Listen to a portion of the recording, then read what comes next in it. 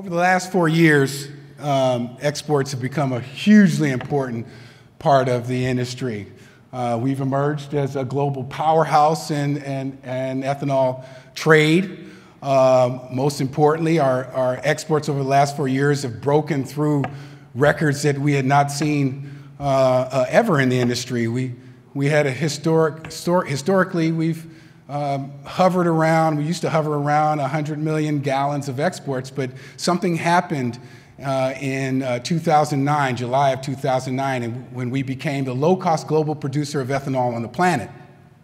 And it was not just for a short period of time, it was for a sustained period of time and a significant period of time. We had a record exports in 2011 of 1.2 billion gallons. But this year, we're proud to announce that we were able to export 621 million gallons, which is the third highest level of exports on record for the industry. And I think it's important to note that occurred despite the fact that we lost a central market to the industry, the European Union, as a result of a countrywide punitive tariff that was placed on the industry. And I can tell you that this growth, this export growth has been continuing. Even more recently, we had a very significant November where we were able to open new markets from China.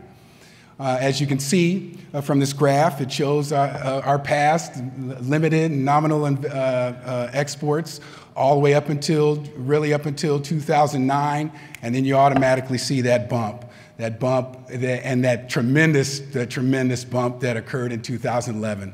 But if we had, and in that year, I think it's important to note that in 2011, 300 million gallons went to the European Union alone. So certainly the impact of a punitive tariff is seen in the 2013 numbers, but even without that market being available to us, we've done some very significant numbers. As I indicated, November was a very positive year for us. I mean, a very, very positive month for us.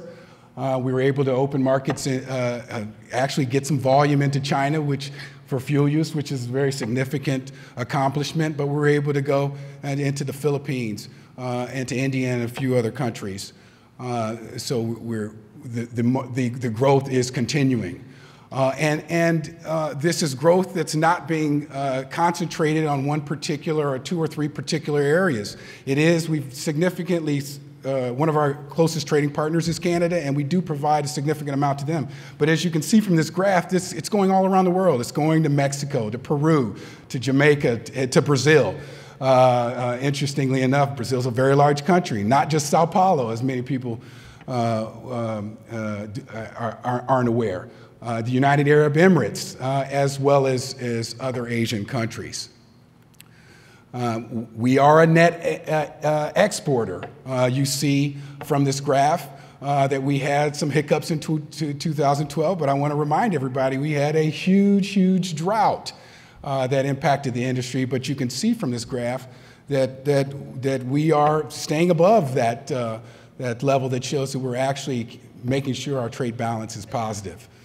As you can see here, we are a net ethanol exporter, and we've been so since 2009, and it seems to be continuing. But why is this growth happening? Why are we so experiencing such a phenomenal growth? It's because we're well positioned. We are the global leader in ethanol production, producing 57%, I'm sorry, 57. I like to say 57 billion gallons, but 57% of the world output. That shows the world that we're not only consistent, but we also have the ability to be reliable. And our closest second is Brazil at 27%. And as many of you know, Brazil's been certainly struggling, obviously, with feedstock issues. So it looks like we will be well positioned for the near future. We have challenges at home with domestic capacity. We've had difficulties, many of the speakers have talked about earlier, about the difficulties of getting E15 to the market and actually getting stations to offer E85. But One of the solutions to that problem is the export markets, because the folks around the globe see the benefits, especially these emerging markets who are having difficulties with respect to emission standards, emissions issues, and we are the answer to that. We are, as I said, price competitive against our Brazilian counterpart, but it goes even more than that. We are not only the low-cost producer of ethanol on the planet, but we're the lowest cost motor fuel on the planet, which makes us very, very positive. I talked a little bit about our sustained competitiveness. You can see from this that since 2009, we've been kicking their butt. I can't say it any more plainer than that. And over that period, even though there had been some hiccups due to the drought, we still, over that period of time, have an average spread of 34 cents. We still, although with some of these successes, we still have to deal with some of the market obstacles. We have to be vigilant about addressing and attacking existing trade barriers, whether they be feedstock-related issues, sustainability criteria. We have to work hard in identifying them and addressing them and working together as an industry to try to move past them and use our ability to market around the world and to talk to people and educate them so that we're able to get past some of these small issues. I think it's important to know, as I mentioned earlier, we have a punitive tariff that's impacting our ability to export to the European Union. And I think that has a lot to do with the litigious nature that has taken over the European Union's attitude toward ethanol that comes from around the globe. You can also see that happening with some of the continued efforts that EPUR has been taking to complain about exports going to Norway, exports coming from Norway, imports to the European Union coming from Norway and from Peru, and complaining about that impact. If you can't compete on a global market, the only answer, I think, is for you in the short term is to erect barriers, but I think that ultimately free trade is going to ultimately help your industry compete and start cutting the costs down for your own development in your country. We as an industry are focused on trying to export to new markets. We've been partnering, the RFA has been partnering with any individuals, any associations out there that'll work with us. We recently partnered with the Brazil-U.S. Business Council with the help of the Department of Commerce's Market Development Cooperator Program, where we did a two-part trade mission to Brazil. One first last year to talk about policy, but then later in the fall of last year, we did a matchmaking mission to the north part of Brazil. And if anyone's been to Brazil, Brazil's a huge country, but you learn that there's dynamics and differences between the north and the south. And we were able to make some significant contacts, and I think we had a very successful mission opening new business for our individuals that participated. We are also continuing efforts to do this. We're partnering with the U.S. Grains Council, and looking at different markets, whether it be Korea, Japan, Mexico, but it's going to take a coalition of associations and active effort, which includes government agencies and government assistance. I talked a little bit about that. But with that said, I don't want to take up too much of my time. My goal is to try to set the stage, because we have a very exciting panel, I think. I'll briefly introduce the panelists, and then we'll go to each one of them. Our first panelist, Chad Martin, is the president and CEO of Eco Energy, a leading marketing and logistics and trading company focused in the biofuel space. Eco Energy is developed into a leading biofuel platform in North America with over 10% market share and revenues in excess of $4 billion that span the supply chain. Most recently, Eco Energy and Copa-Sucar joined ethanol operations to create the largest global ethanol supply chain in the world. And I'll try to move a little faster. Dr. Nastari, Plinio Nastari, Our next panelist is the President and CEO of DATAGRO Consulting Limited, one of the world's leading consulting companies specialized in agricultural markets serving clients in 41 countries. As the former executive director and president of the board of Brazilian Association of Automotive Engineers, he helped design the ethanol specifications which enabled the use of ethanol in fuel-injected engines. He's with extensive experience in trade negotiations and trade disputes at the International Trade Commission and the World Trade Organization. Dr. Nastari has acted before the Brazilian government as chief economist in the trade disputes involving ethanol exports to the U.S. And our last panelist is our good friend Cora Dickson from the International Trade Administration. Cora Dickson is a renewable energy sector analyst with the Office of Energy and Environmental Industries at the International Trade Administration and the U.S. Department of Commerce. She currently covers biofuels, biomass, hydropower, fuel cell power, geothermal power, and waste to energy. Since joining ITA in 2001, Ms. Dickson has worked on several sectors and markets, particularly in the Asia region, to address policy concerns with foreign governments.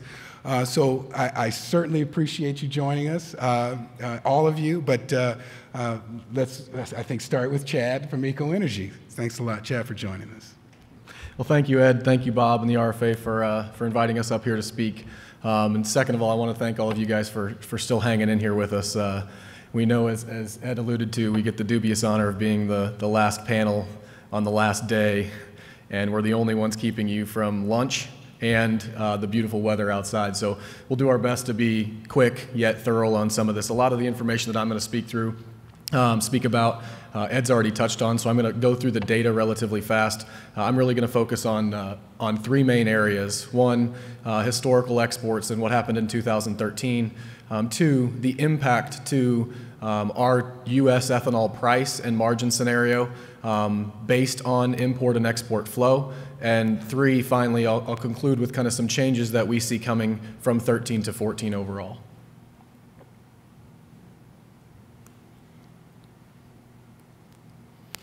So again, Ed's kind of already touched on a lot of this data here on this slide, but demand in the U.S. is no longer driven solely by the U.S. blender. Prior to 2010 and an increasing mandate, demand in the U.S. for ethanol was driven solely by the blender and his ability or desire to blend ethanol into his product. Today, as of 2010, we're exporting anywhere between 400 million and again, as Ed alluded to, 1.2 billion gallons in 2011. So it is not solely the blender today that is driving ethanol demand. It is a large percentage, but ethanol demand is being driven by exports. It competes globally. We are the cheapest ethanol in the world today, and we are also the cheapest octane in the world today. So two main drivers globally to drive exports across the world are foreign mandates and more so purely economics based on the two scenarios that I just gave you, which was we're the cheapest ethanol in the world and the cheapest octane in the world. So where are these coming from? Just I thought it'd be good to take a quick look at the infrastructure and where our exports are flowing out of. You can see there's a lot of data on this chart, so I want to kind of to push down to the bottom of the chart to look at the graphs. The graph to the far left, we've divided out ports to Canada. As you can see, we export a lot of product to Canada. Last year we exported about 325 million gallons to Canada, growing year on year from 11 to 12, 12 to 13. In 2013, Canadian ports accounted for 50% of all U.S. product coming out of the country. If you flip over to the middle of this chart here, it shows Houston, Galveston, so the Gulf Coast area. You can see it's ranging right between that 40 and 45% of all of our exports are going out of the Gulf Coast. Again, primarily out of Houston and Galveston. In 2013, it was just under 40%. And then the chart to the far right is the New York Harbor, which shows we range anywhere between 8 and 12% of U.S. exports. That number is down, obviously, given the fact that total imports to Europe are down. So graphically, you'll be able to tell as I go through my presentation here, I'm a chart and graph guy, visual. It's much easier to see where this stuff goes. So looking at the map here, you've got 325 million gallons, as I alluded to, is going to Canada. That's about 52% of all of our exports last year. You can see once you get beyond Canada, we have a pretty diverse export portfolio. It's not really concentrated in one specific region once you get away from Canada. You've got regions in Central and South America, over in Asia, Philippines with 52 million gallons, Brazil with 47 million gallons, and 30 million gallons apiece in Central and South America, and Mexico and Peru. So again, the nice thing about our export program is it's not contingent on one specific market. Now, what does all this mean? As you saw from the first slide, we've had a paradigm shift in terms of the amount of exports that the U.S. is exporting globally. And I think it's important for all of us in this room and in the industry to understand the importance of this trade flow, this import-export trade flow on the overall supply and demand balance in the United States. So historically, the top chart basically shows historical comparison on EIA gasoline demand and the mandate. Historically, prior to 2010, our demand was driven largely by the U.S. blender, and that was driven by the mandates and economics, which generally superseded the mandates because we actually blended more product than the mandates required since 2007, with the exception of last year. So where we ran into a potential issue is as we've advanced the industry through to 2010, we've built more than what the mandated levels were. Demand had flattened out at basically an E10 environment. And so the demand for U.S. ethanol domestically was highly contingent on U.S. gasoline demand. At a 10% blend, there wasn't incremental blending that was dramatically impacting the balance sheet. So our demand ebbed and flowed with the overall gasoline demand in the United States. And again, as we're witnessing today and the last week, couple of months, gas demand fluctuates significantly. It can go from a peak of 125 billion gallons in the winter because of winter weather and overall demand to a peak in the summer months of 140 billion gallons. So you can see a 10% swing in gas demand in any given year, and that directly impacts demand for U.S. ethanol. So thankfully, as the first chart showed, we have built a very nice export program starting really effectively in 2010, which supplements some of that demand and that demand fluctuation. So you can see the chart to the bottom right actually is just putting into perspective the percentage of import-export flows as a percentage of total production. So you can see, if you aggregate imports and exports, historically it's been a very small percentage of total production, between 1% and 2%. Today, that number can be as high as 12%, can be, it's ranging, as it shows here in 2013 was 6%. Overall, it's a small percentage of total production, but I think what's important to note in here is that 10% is the incremental gallon in the marketplace that is driving that additional demand and ultimately, helping set price in the U.S. for the other 12 billion gallons that is getting produced on an annualized basis. So we took the time here to just, again, highlight that and take it a step further. So hypothetically, let's look at 2014. Assuming we run at December run rates roughly in terms of production capacity, we wanted to run 3 scenarios, right? We based these scenarios purely off, random. We picked a couple of years and said, okay, what's a net import, net export, and a most recent year? So you can see the chart on the top. There's a blue band. That shows the days of inventory throughout the year, 3-year average within that band. So we wanted to model what happens if we are not a net exporter, but we're a net importer. So you can see from the chart to the very top, if we're a net importer, we obviously build, given our current run rates and what we know today where gas demand is, you can see that we build stocks substantially through most of the year to an unattainable level. We take down and drop down one level. We say, let's say we repeat last year. 2013, as Ed alluded to, we were 300 million gallons roughly net exporter. So if we take that, you can see that's the orange line. So we're starting at a level that is significantly below historical range of inventory, right? And we get, because we are not exporting an 800 million gallon number, we're only exporting net 300 million gallons. We get within the 3-year range, but we build inventories throughout the balance of the year as we go through summer driving demand. Finally, the third scenario is net exports of 1 billion gallons. So this is down from the 2011 levels. In 2011, we did about 1.2 billion gallons. So we're saying, look, let's say we export 1 billion gallons. Well, we're already starting, again, at inventories that are less than average. And in that scenario, we continue to draw stocks all through third quarter, all through fourth quarter, and basically throughout most of this year. So that begs the question, what is how's this impact 2014? What is the scenario? So a couple things that we wanted to talk about. You know, we talk a lot about octane. We talk a lot about being the low-cost ethanol production in the world. Those two things are true. We are the cheapest ethanol in the world, and we are the cheapest octane in the world. And the chart here to the left illustrates that. Not only are we picking up exports into Brazil and some other countries, some other producing countries, but we're also picking up demand from octane blending countries. So that bodes well for a higher export scenario going into 2014. Something around that 800 to a billion gallon export number is what is supported based on market economics and forward fundamentals that we know today. So finally, trickling into what's this mean from 13 to 14. This is just the change in 13 to 14, or expected change from 13 to 14. And as you can see, the previous chart showed the differential between octane, other octanes and ethanol were significantly discounted. That's the reason you see in the Middle East there a big growth number, 60 million gallons increase from last year, largely octane. You see some growth in India, Philippines. You see some growth in Central and South America at 10 roughly apiece. And then finally, you see some growth in Brazil, mainly in the northeast, but with some potentially creeping into the center-south region through 14 as well. Brazil is the big wild card.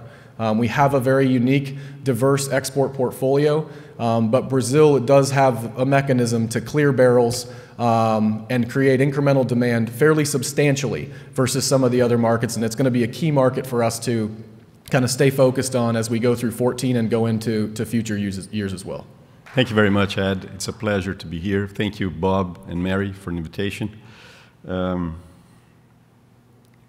is the... Oh, I'm sorry. Thank you. Well, the green button. Okay. I'm going to be talking about how we see exports evolving, and I'll start from the benchmark of 2011 when we had record exports out of the U.S. And essentially, since 2011, these exports have fallen out of the U.S.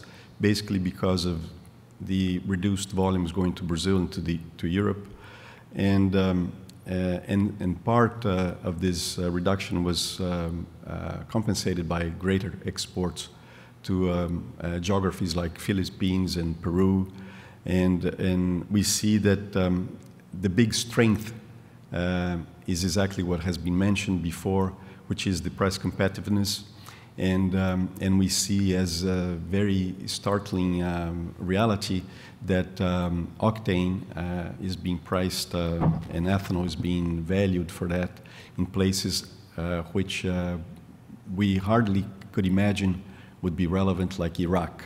That's why in the Middle East, Dubai has become a significant hub for ethanol. So this table summarizes essentially how we have seen destination markets for U.S. ethanol evolving in these past 3 years. And you can see that Canada still has held up its position at around the 300 million gallons benchmark. Brazil has fallen from 320 to 32 last year, 2013. And we see the reduction that happened to destinations like Netherlands, UK, and other European countries, and how the new destinations have built up, in particular in Asia, in the Middle East, which are welcomed and which show the strength of ethanol's penetration because of its octane price.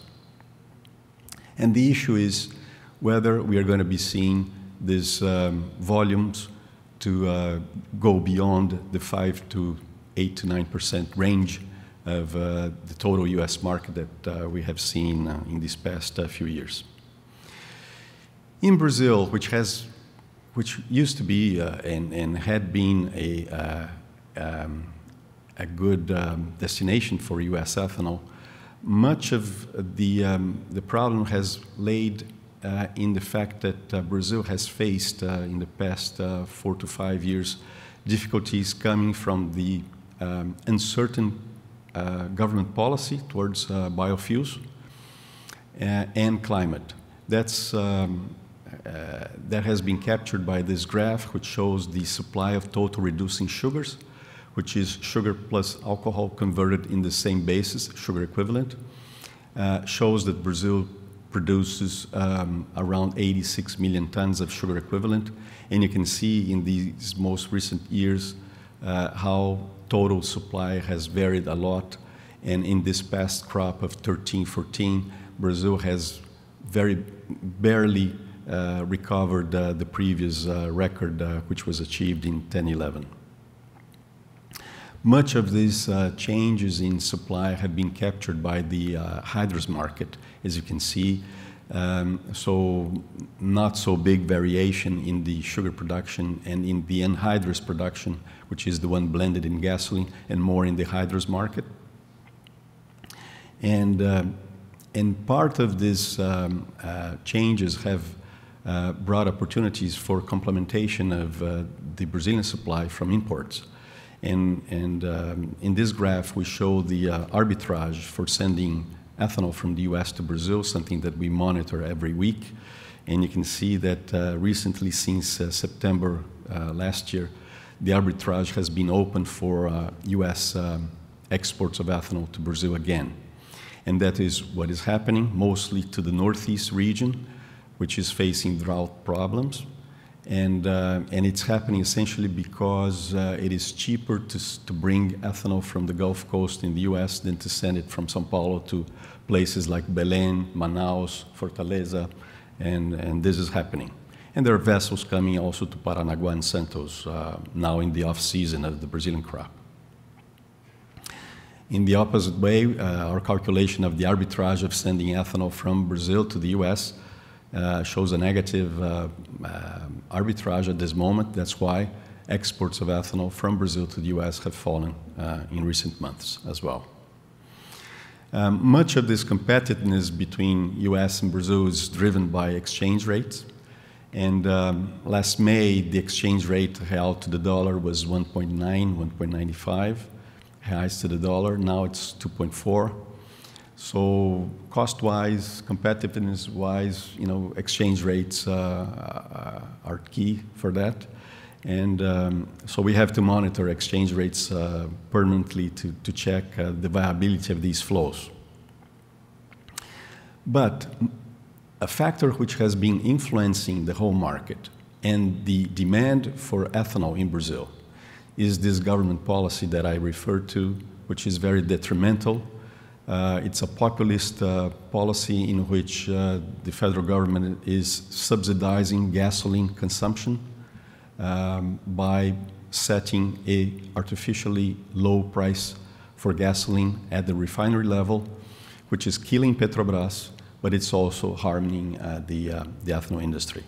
At the end of January, the subsidy, as we estimate, is of 13.3%. And since Brazil and the US have a shared market, of course, this gasoline subsidy is affecting penetration of ethanol, not only Brazilian ethanol, but also US ethanol in Brazil. In these maps, we show research that we do. We monitor permanently the penetration and the competitiveness of hydrous alcohol versus gasohol, E25, in Brazil on a regional basis. And I'm showing here November and December. In dark green is where we find price ratios between hydrous ethanol and E25 in the range of 60 to 65%, so very competitive for hydrous. In light green, 65 to 70, still very competitive for hydrous. And in the other colors, above 70%, where gasoline should be preferred. And in spite of the fact that pretty much in the northeast, hydrous ethanol is not too much used, let's remember there's a lot of anhydrous ethanol being used and blended in gasoline because it's mandatory in Brazil to have 25%, which is, by the way, the renewable super premium fuel that people are talking about. We have 100% renewable super premium in Brazil, if anyone wants to see it, you Much of this demand is driven by relative prices between sugar and alcohol, and here we are showing the relative prices of domestic sugar, anhydrous ethanol, and New York number 11 sugar. Essentially you can see that the green line, which is anhydrous, is the one that has been providing the greatest return to producers. So it's the preferred product. The second is the blue line, which is domestic sugar. And the third is the purple line, which is hydrous ethanol. The least remunerative product is sugar for exports. And so in spite of the subsidy on price of gasoline in Brazil, still ethanol has been providing the best or the greatest remuneration to producers. But of course, this is a market, and depending on the price of sugar, if prices of sugar recover, eventually producers will tend to produce more sugar, less alcohol, and the balance may shift, and there may be other opportunities to import ethanol. Sugar exports have fallen, but ethanol exports have fallen more. We see that this year, 2014, Brazilian exports tend to fall and imports to rise, in particular to the Northeast, basically from the high cost of transferring ethanol from São Paulo to the Northeast, in spite of the depreciated currency. And this table shows how exports out of Brazil have fared in these past 3 years. And you can see that there's a big dependency for Brazilian exports and growing dependency to the US market. As this past year, 432 million gallons were sent to the US. But still markets which are being held up by Brazil are Korea and Japan, and also expanding markets in the Middle East and Asia. Essentially, I would like to say a final note on this EPA's pending decision. The Brazilian industry, as we see, is following closely and watching very closely what is happening. Brazil and the US have a shared market, and it's a common market today. Probably advanced cane ethanol is the product which is going to be first impacted by a policy reversal, which we hope doesn't happen. We have to remember that this would be a big setback, since Brazil has invested a great amount of money in logistics, billion-dollar pipeline, and capacity expansion in preparation for compliance with RFS2 targets. The same setback would be seen not only in cane-producing area like Brazil, but in other geographies like Colombia, Peru, Argentina, Paraguay, the Caribbean, which would certainly undermine efforts to expand ethanol production and trade. So it's key that Washington keeps its word, and we hope that that happens for the benefit of an expanding ethanol market.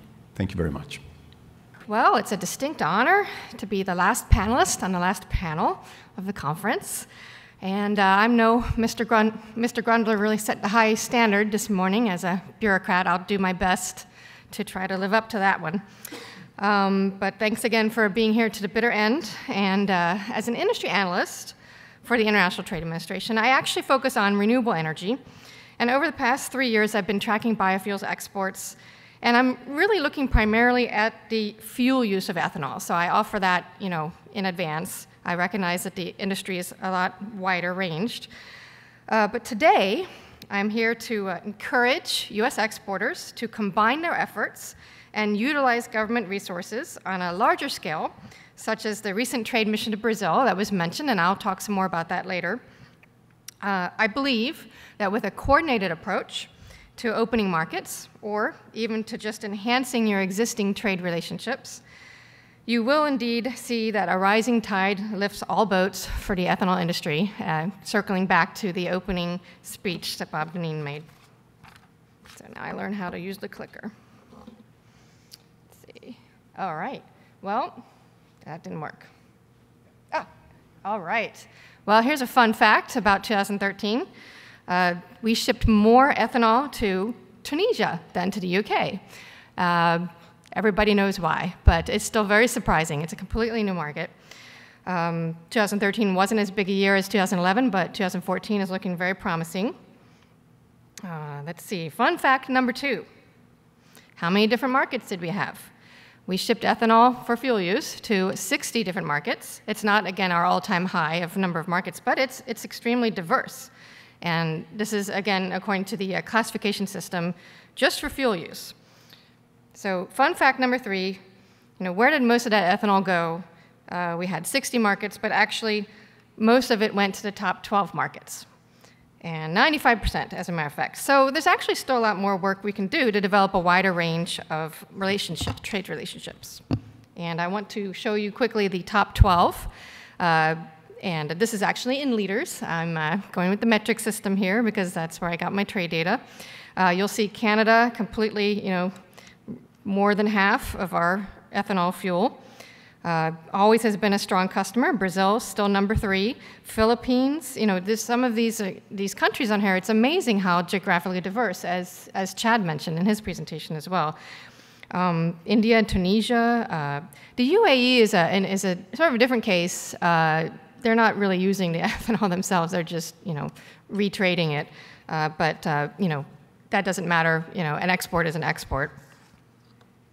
Here's another way to slice and dice the 2013 numbers by region. And yes, we are selling more ethanol already to Asia than to Europe, thanks in large part to the Philippines and India.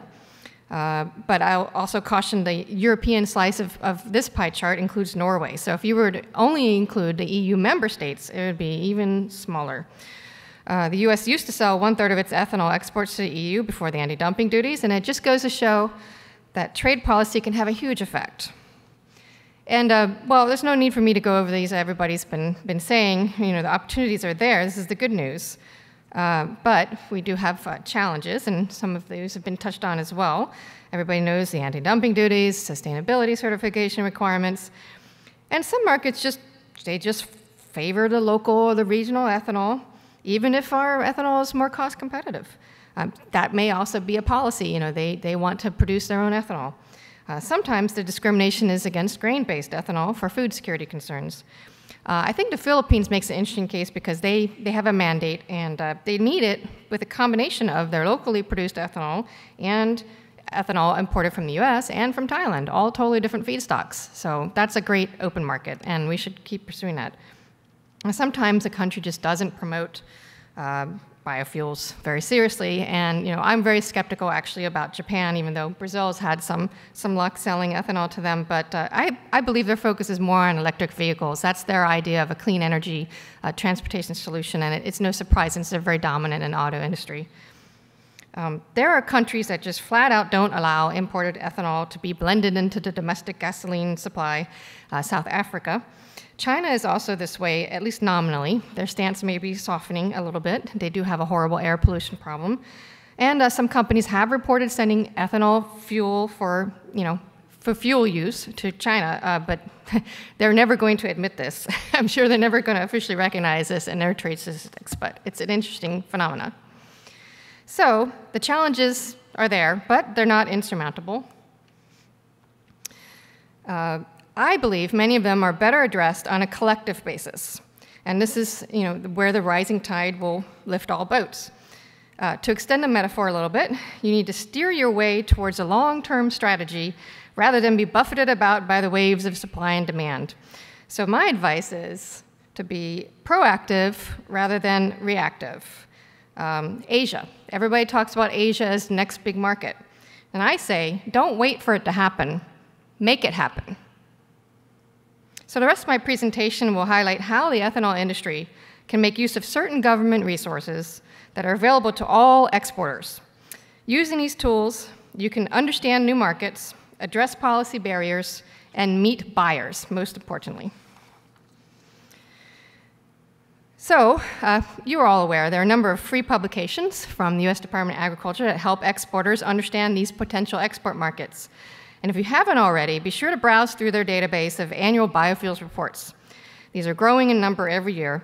For example, you can learn how much a country produces of its own ethanol and whether it brings in any foreign ethanol to meet its demand. The reports also describe the government policies that shape each market. So actually, I have a colleague in the audience. I don't know if you wave her hand. That's Lisa from the Foreign Agricultural Service. They do a great job. They also recently released a long-term analysis for several key markets in their overall report on agricultural commodities. This was a long-term projection. Now, the Department of Commerce, as I said, we're really focusing on this more as a renewable energy product.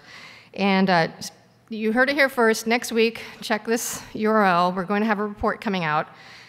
We've basically compiled short-term forecasts, just 2 years, for U.S. exports in each of 6 different categories, including ethanol. And we hope to get this out next week. And for ethanol, we covered 39 export markets.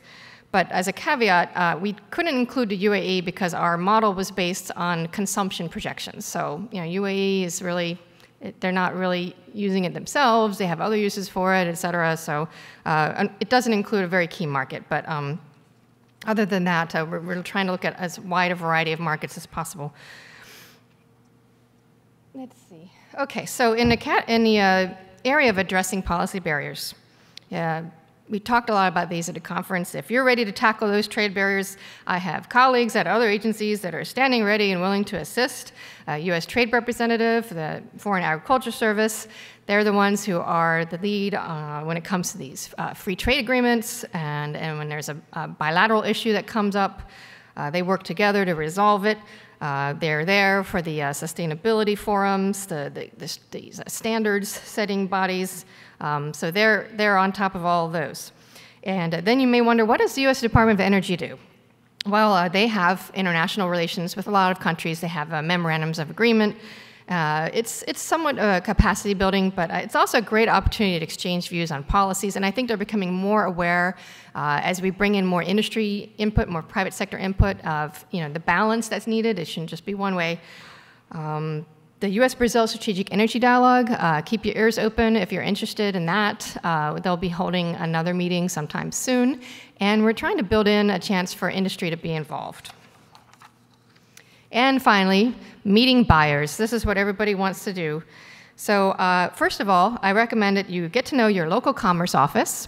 You can go to export.gov and put in your zip code and find out where it is. They're going to play a role in this brand new Made in Rural America initiative. So on an initial, individual basis, they're the ones who can help you get connected with the global network of commerce offices around the world.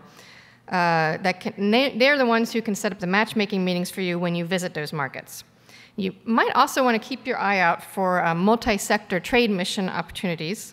The Secretary of Commerce is going to lead an energy sector trade mission to West Africa in May. They're currently accepting applications.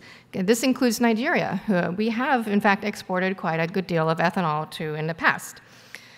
But where you can get the most bang for your buck is the trade mission that's targeted just for ethanol companies. And we haven't had too many of these, but both the USDA and Commerce offer funding that a trade association could take advantage of. And these 2 programs that I have listed here, the ITA's Market Development Cooperative Program and the Market Access Program from the Foreign Agricultural Service, they do require that the industry organize the trade promotion activities. But in partnership with the US government, you can open up so many possibilities that you couldn't accomplish on your own. And here's the example that I want to finish with. The Export Green Brazil Trade Mission that happened last fall that Ed mentioned. Most of you are aware, this went to Recife, Brazil, and they partnered with the Brazil-US Business Council. They're the ones who received the funds from the Department of Commerce, and we did work with them to help organize it. Unfortunately, I couldn't go on the trip. I was very sad. I wished I could have been there, but basically, one of the key things we did is knowing that Sao Paulo was already fairly saturated with domestic ethanol and not interested in importing, so we advised them to go to the Northeast. And we didn't actually send any any Department of Commerce senior officials with the group, but the commercial service in Recife, they cast a wide net, and they found 12 importers who were eager to meet with the US companies. And I've had a chance to speak with most of these participants. There were 4 companies, and so far, there have been at least $20 million in sales related to this mission, and that's just what is shipped.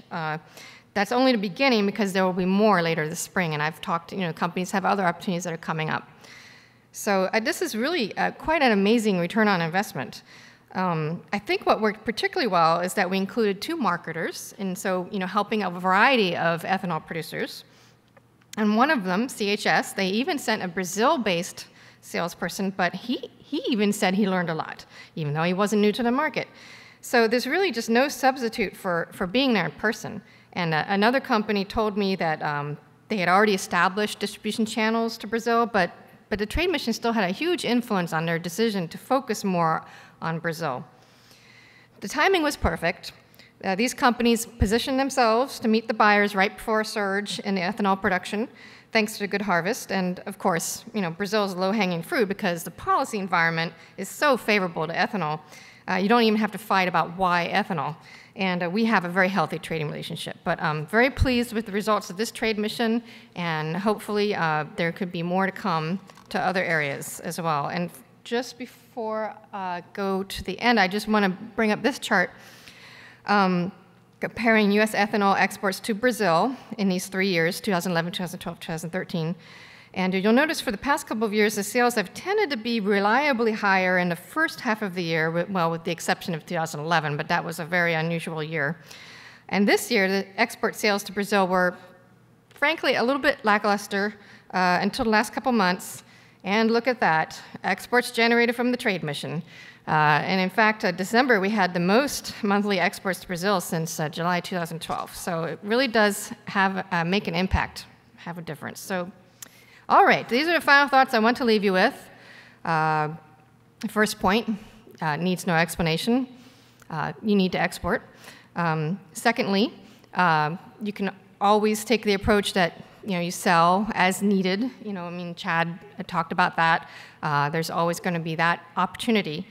But a more systematic approach that leverages U.S. government export promotion resources can provide a firmer foundation for stable exports. So if you will, it's sort of creating a springboard into the rising tide of opportunities. I love that metaphor.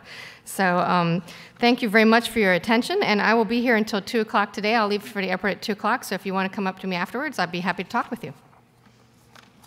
I can tell you that we are already trying to be proactive with respect to Asia. A few of you may know we are applying for a Market Development Cooperative Program grant. Where fingers are crossed that we'll get it. It's the Southeast Asian Ethanol Export Initiative. We would focus on Philippines, India, and Singapore. So if any one of you out there is interested in discussing this, or possibly